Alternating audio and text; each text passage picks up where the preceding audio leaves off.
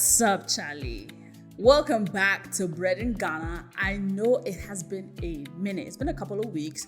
I've been out vacationing a little bit, relaxing a little bit, just trying to, get my life together just a little bit, okay? But I'm super excited to be back, and I'm glad that I can bring you guys a new and a different kind of episode because I'm trying to switch things up just a little bit just to make it more fun and more interesting.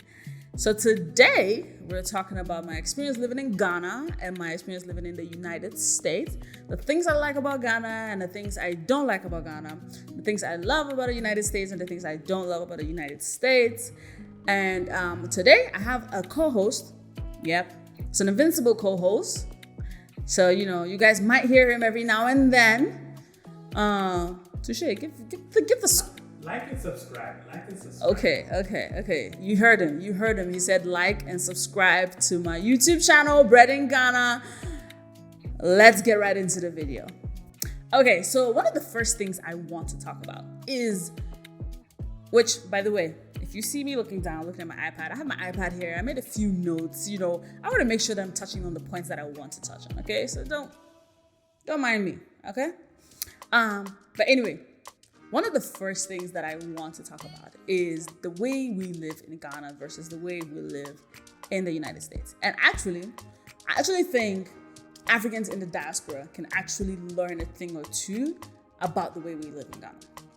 So today we're talking about communal living and, how I think it's amazing to, live communally. And so let's get right into it. I personally enjoy communal living, and it's because, it's more fun because you get to be closer to lots of your family, not just your nuclear family, not just your siblings, but you get to live closely with your cousins, sometimes extended relatives, and it kind of makes life easier. I want to take it back to when we were very young, if I can remember correctly, because I was very, very young. So Touche might be able to remember some of this because he's older than I am, and so maybe he might have a thing or two to say. But I quite remember when I was in kindergarten. Sometimes my dad would take us to school and take all of our cousins to school, all together. Even though me and my cousins didn't live in the same house at that time, but if they came and stayed with us for a bit, well, we went to stay with them for a bit. Then their dad would take all of us to school. When we were going to Faith Montessori. Do you remember? Yeah. We used to all ride together to school? Okay. Yes. Yes, because Uncle Kinde had this black Opel van. And Charlie, that car. Yep, but yeah, he put us all in his it was a caravan, right? Yeah, it was an Opel caravan. Yeah, black Opel caravan. I think my dad had this van, didn't Daddy have this mini van? It had a mini van, Suzuki. Exactly. He had this Suzuki minivan. It was turquoise, actually. A turquoise Suzuki minivan that he would, throw all of us in there and ride us to school. And it was fun because, you get to go to school with your cousins. Who doesn't want to go to school with their cousins? Even though we were all in different grades, different classes.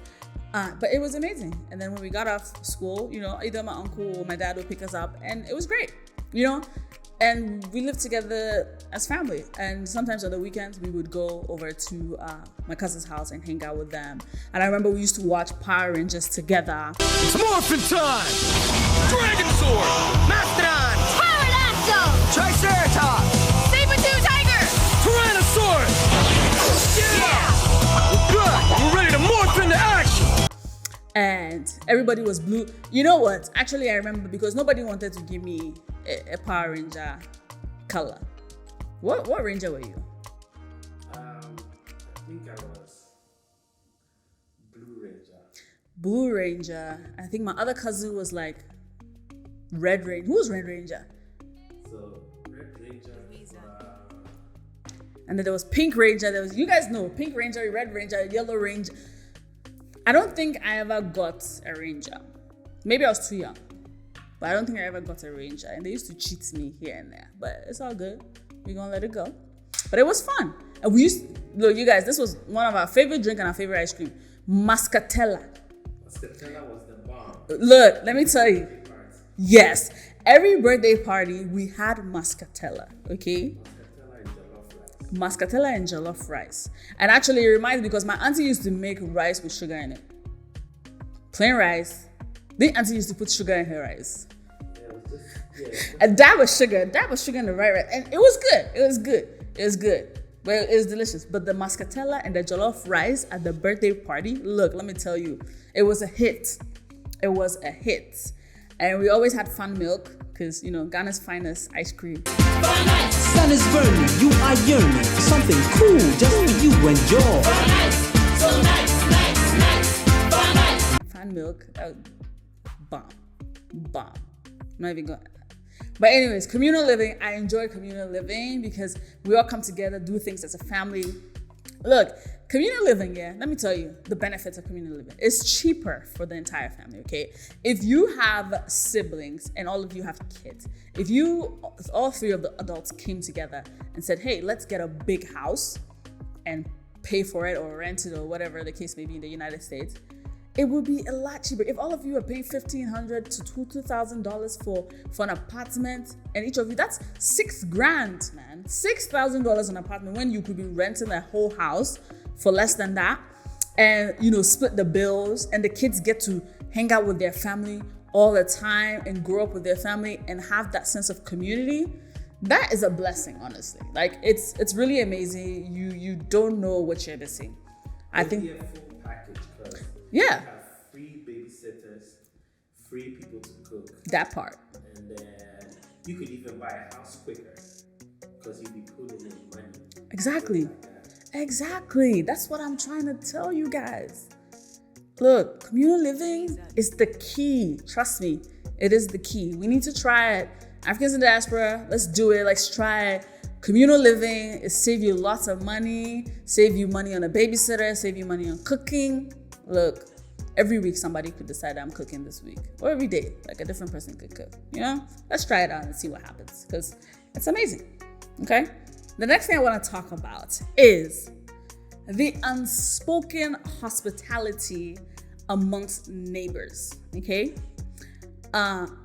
In Ghana, I realized that we have this nature of, you know, if I went over to my neighbor's house and they were eating, they would easily invite me. You know, in Akan they would say, or in Chi, which is an Akan language, they would say mensaka, which translates directly to my hand has gotten something, I guess.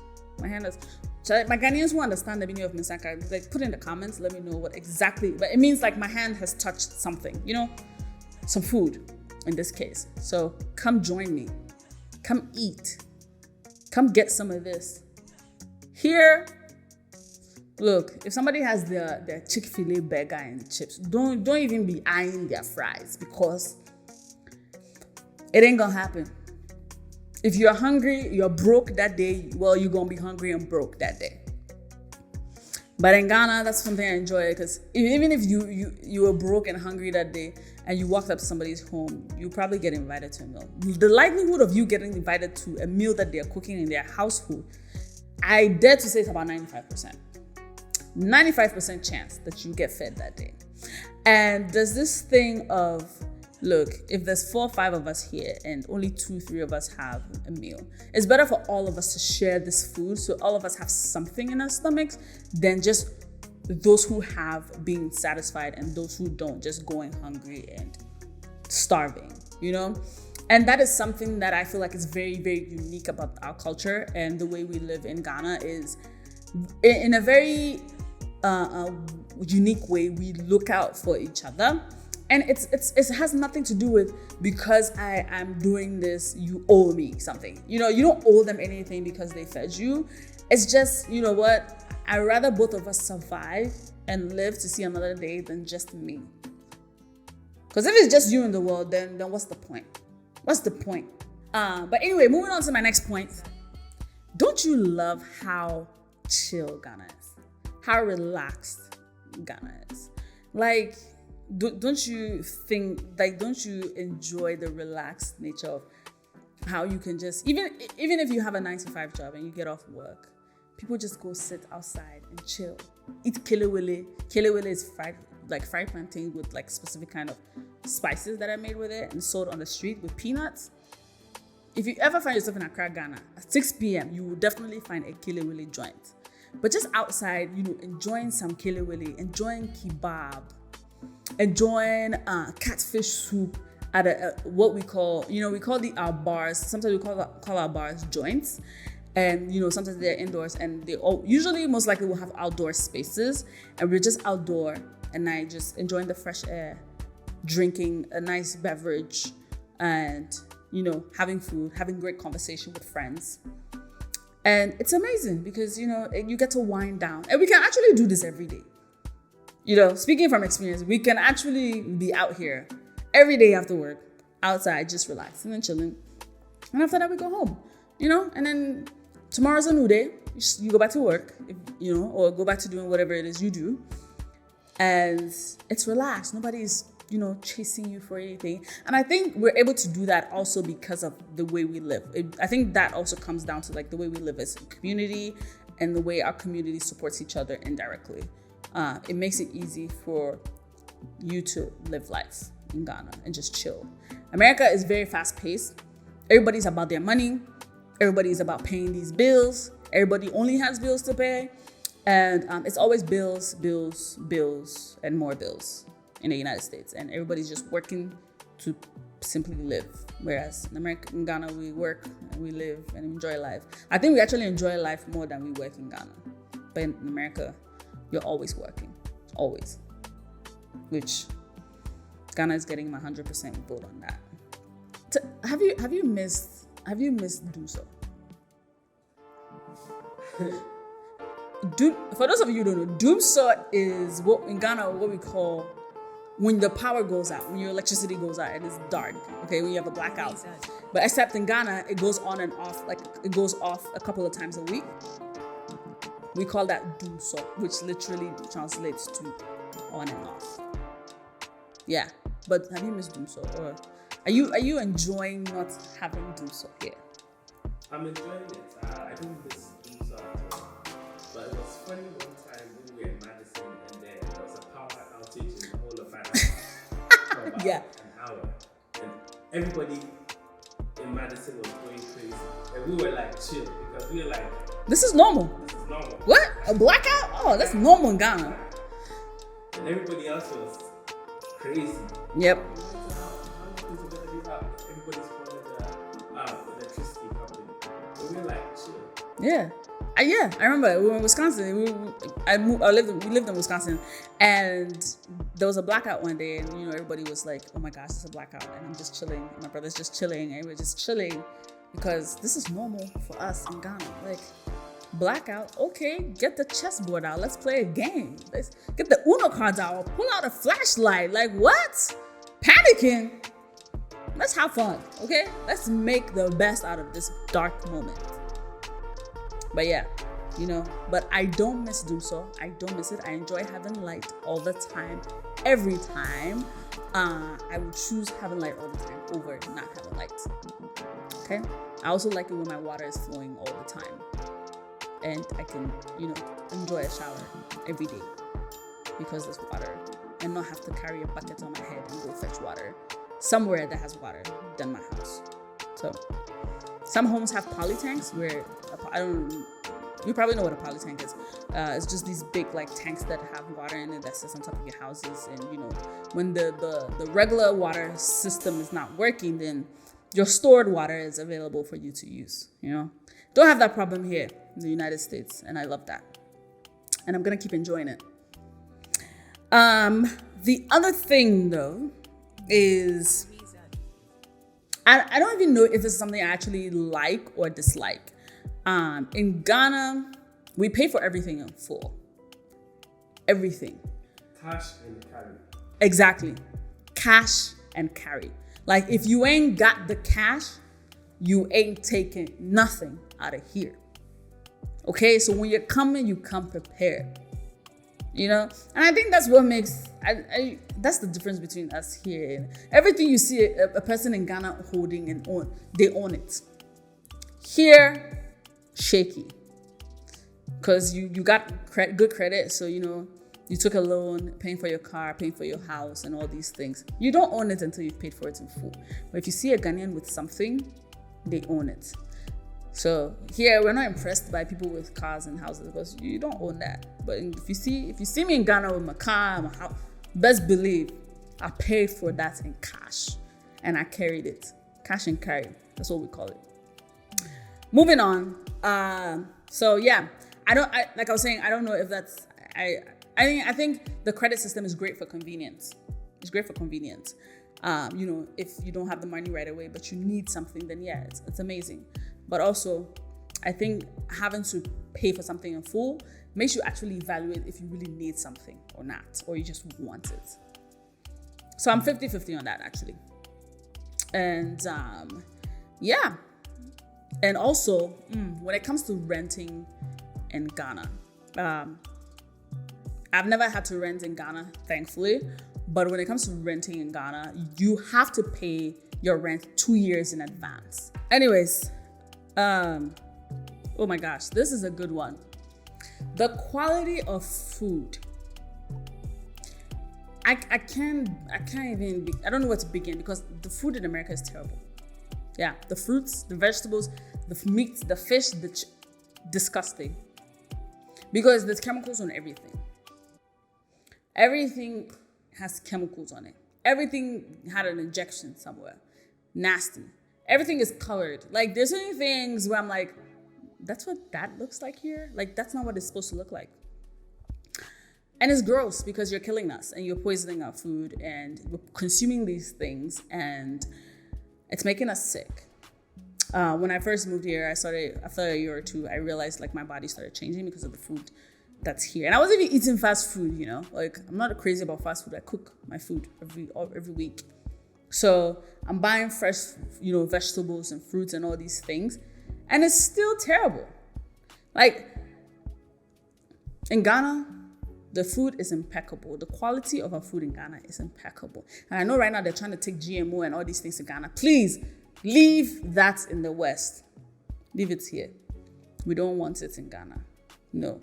Because when we're here, we live here, we go back home for vacation. We want to be able to go and give our body what it is used to. The good food, the good stuff. Leave all of these chemicals over here. Stop trying to get us to buy it. Come on now. But Ghana's food is impeccable. The fruits, the vegetables, the meat, the everything, the fish, fresh from the ocean, impeccable. But here, food quality is poor. And when it comes to food, I give Ghana 100% on that. I'll never trade it for the world. And if it comes to actually, if I had the choice, which I probably do, just not probably need to make certain decisions, I would probably live. If I had to pick between the Ghana and the United States, actually, I think it would be difficult because there are benefits of living in both places. I think the benefits of living in Ghana are much more valid for your health than it is living in the United States. Why did you chew that thing? He's chewing my microphone. I don't even like. Yeah. But like, yeah, so I would pick Ghana for because it has healthier food and stuff like that. The United States, it has the convenience, which sometimes convenience cannot always be good, but it's great. So yeah, I think the ideal life would be to live in Ghana 6 months out of the year and live in the United States 6 months out of the year. So that's actually going to be my goal. I'm going to work on it and see if I can actually live in the United States 6 months out of the year and live in Ghana for 6 months out of the year. That would be a perfect blend, I think. Anyways, guys, thank you so much for tuning in. I hope you guys enjoyed this episode. If there's anything you guys want me to talk about, anything you want me to tell you about living in Ghana, just put it in the comments below. I'd definitely love to do a video about it. If there's anything you want me to talk about, anything you want me to share, I'd definitely love to do that. I have some very, very unique videos coming up soon, and I'm bringing this down to, so I do have some news for you guys. I am, reducing the frequency at which I want to, produce content. Right now, I'm going to be dropping videos once a month, only because, a lot of things are happening in my life right now, and I just want to be consistent with producing you with the content. that if I do it every week, it might, I might miss some weeks, and I don't want to do that. So every month I will drop a video. If I'm able to, record more than enough videos, then probably we'll increase the frequency at which we're dropping the videos. But for now, I'm gonna do once a month and try that out for a few months here, and then we can build on that. All right, so thank you so much for tuning in and for watching Bred in Ghana today. I hope you enjoyed this video. Hit the like and subscribe button. Comment in the comment section if there's anything you want me to talk about. I'll be happy to do a video on it. Peace, Charlie.